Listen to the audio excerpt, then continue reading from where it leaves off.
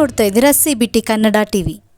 ನಾಡಪ್ರಭು ಕೆಂಪೇಗೌಡರ ಜಯಂತಿ ಆಚರಣೆ ಹಿನ್ನೆಲೆ ಮಂಡ್ಯ ವಿಧಾನಸಭಾ ಕ್ಷೇತ್ರದ ಶಾಸಕ ರವಿಕುಮಾರ್ ಗೌಡ ಗಣಿಗಾರವರ ನೇತೃತ್ವದಲ್ಲಿ ಮಂಡ್ಯ ಜಿಲ್ಲಾ ಎಲ್ಲ ಒಕ್ಕಲಿಗರ ಸಂಘ ಹಾಗೂ ವಿವಿಧ ಸಂಘ ಸಂಸ್ಥೆಗಳ ಮುಖ್ಯಸ್ಥರೊಂದಿಗೆ ಪೂರ್ವಭಾವಿ ಸಭೆ ಜಿಲ್ಲಾಧಿಕಾರಿಗಳ ಕಚೇರಿ ಸಭಾಂಗಣದಲ್ಲಿ ನಡೆಯಿತು.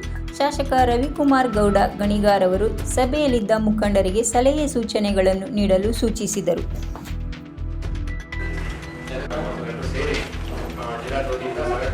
ಚೆನ್ನಾಗಿ ಮಾಡಬೇಕು ನಮ್ಮ ದೃಷ್ಟಿಯಿಂದ ಈ ಸಭೆಯ ಸಲಹೆಗಳನ್ನು ಮಾಡಬೇಕು ಅಂತ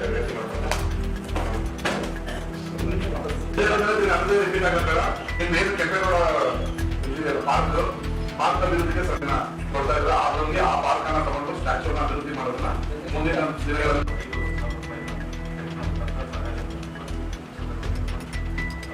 ಮತ್ತೆ ಮಾಮೂಲಿ 11 ಗಂಟೆಗೆ ಜಿಲ್ಲಾಡಳಿತದ ವತಿಯಿಂದ ಸರ್ಕಾರದ ಕಾರ್ಯಕ್ರಮ ಅಂಬೇಡ್ಕರ್ ಭವನದಲ್ಲಿ ಬೆಳಗ್ಗೆ ಎಲ್ಲ ಜನಪ್ರತಿನಿಧಿಗಳು ನಿಮ್ಮ ಎಲ್ಲರ ಸಹಕಾರದಿಂದ ಬೆಳಗ್ಗೆ ಏನ್ ಮೆರವಣಿಗೆ ಇದೆ ಆ ಕಾರ್ಯಕ್ರಮ ಅದು ಯಾವುದೇ ರೀತಿಯ ಭಂಗ ಆಗದಂಗೆ ಎಲ್ಲ ಸರ್ಕಾರದ ವತಿಯಿಂದ ನಡೆಯುತ್ತೆ.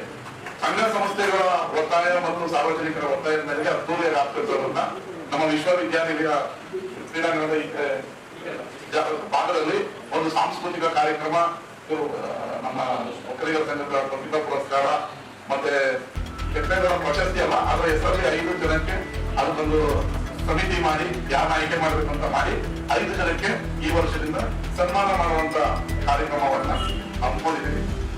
ಅದನ್ನ ಸಂಜೆ ಒಂದು ವಿಶೇಷ ಸಾಂಸ್ಕೃತಿಕ ಕಾರ್ಯಕ್ರಮ ಏನ್ ಮಾಡ್ಬೇಕು ಅನ್ನೋದನ್ನ ಆಮೇಲೆ ಕೂತು ಡಿಸೈಡ್ ಮಾಡೋಣ. ರಾಜೇಶ್ ರಾಮನ್ ಕೊಡಬೇಕಾ, ಇಲ್ಲ ನಮ್ಮ ಜಾನಪದ ಕಲಾ ಮಾಡ್ಬೇಕಾ, ಕಾಮಿಡಿ ಮಾಡ್ಬೇಕಾ, ಏನ್ ಮಾಡ್ಬೇಕು ಅನ್ನೋದನ್ನ ಮಾಡೋಣ. ಮತ್ತೆ ಖರ್ಚು ವೆಚ್ಚ ಹಿಂದೆ ಮುಂದೆ ಎಳ್ಕೊಂಡು ಹೋಗ್ತದೆ, ಮುಂದಕ್ಕೆ ಹೋಗಲ್ಲ. ಎಷ್ಟಾಗುತ್ತೆ ನೀವು ಹಾಕಿ ಮೀಟಿಂಗ್ ನಾನು ಬರ್ತೀನಿ. ಅದ್ದೂರಿ ಕಾರ್ಯಕ್ರಮವನ್ನು ಮಾಡ್ತೀನಿ. ಒಳ್ಳೆ ಸಲಹೆಯನ್ನು ಕೂಡ ಕೊಟ್ಟಿದ್ದಾರೆ. ಜಿಲ್ಲಾಡಳಿತ ವತಿಯಿಂದ ನಾವು ರಾಜ್ಯಗಳಿಗೆ ಮೆರವಣಿಗೆ ಸ್ಟಾರ್ಟ್ ಮಾಡಿದ್ರು. ಜನಗಳೆಲ್ಲ ಸೇರಿಸಿದ್ದಾರೆ, ಜವಾಬ್ದಾರಿ ಮಾಡಿಲ್ಲ, ಮನೆಯಲ್ಲಿ ಜವಾಬ್ದಾರಿ ಮಾಡಿಲ್ಲ ಅಂತ ಬರ್ಕೊಂಡಿದ್ದು ನಾನು ಮತ್ತೆ ಕೌಂಟ್ ಮಾಡ್ತೀನಿ. ನೀವು ಎಸ್ಕೇಪ್ ಆಗೋದಿಲ್ಲ,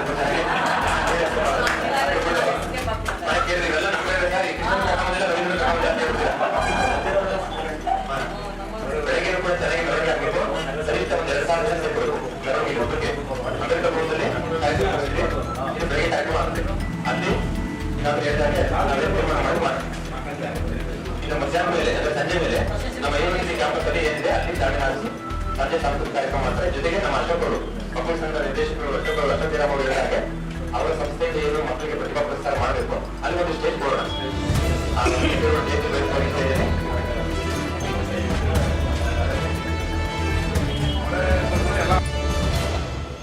ಕೆಂಪೇಗೌಡ ಜಯಂತಿಯನ್ನು ಅದ್ಧೂರಿಯಾಗಿ ಆಚರಿಸಬೇಕು ಅಂತೇಳಿ ಜಿಲ್ಲಾಡಳಿತದ ವತಿಯಿಂದ ಇವತ್ತು ವಿವಿಧ ಸಂಘ ಸಂಸ್ಥೆಗಳು, ಸಾರ್ವಜನಿಕರು, ಮಂಡ್ಯ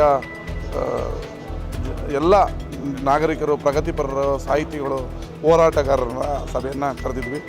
ಸುಮಾರು 100-150 ಬೃಹತ್ ಸಂಖ್ಯೆಯಲ್ಲಿ ಸೇರಿದರು. ಅವರೆಲ್ಲರ ಒಂದೇ ಒಕ್ಕರಳ ಅಂದರೆ ಅದ್ಧೂರಿಯಾಗಿ ಆಚರಣೆ ಮಾಡಬೇಕಂತ ಈ ಬಾರಿ 30ನೇ ತಾರೀಕು ಭಾನುವಾರ ನಾವು ಬೆಳಗ್ಗೆ 11 ಗಂಟೆಗೆ ಜಿಲ್ಲಾಡಳಿತದ ವತಿಯಿಂದ ಮೆರವಣಿಗೆ ಮತ್ತು ಅದ್ದೂರಿ ಉತ್ಸವವನ್ನು ಮಾಡ್ತಾಯಿದ್ದೀವಿ.